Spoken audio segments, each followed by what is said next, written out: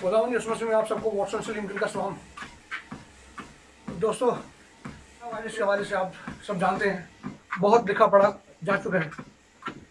मैं सिर्फ आप लोगों से ये कहना चाहता हूँ कि हम सबको इस जंग में अपना अपना किरदार अदा करना है।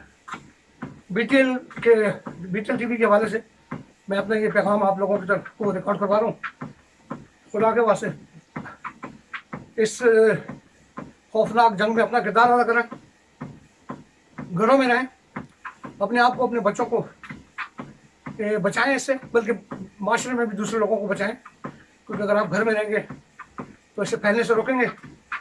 हमारे डॉक्टर्स, नर्सेस और तिब्बी अमला जो हॉस्पिटल का 18 घंटे काम कर रहे हैं, उनका काम बढ़ता है अगर हम बाहर निकलते हैं।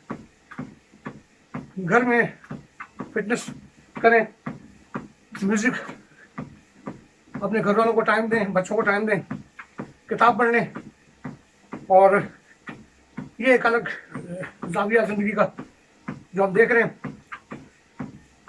दुआ ज़रूर करें कि खुदा इस खौफनाक वक्त से जो हम देख रहे हैं इससे हमें निकाले, क्योंकि उसने मूसा के ज़माने में अपनी कौम को उस मुश्किल वक्त से निकाला, हमें भी निकालेगा, क्योंकि हमारा ईमान वो जिंदा खुदा पर है। अगर उसने लूत को उसके ख़ानदान को जब वहाँ से निकाला तो उसने हुक्म दिया कि पीछे मुड़कर मत देखना। उसकी बीवी ने नहीं सुना, और फिर वो क्या हुआ जो आपको मालूम है।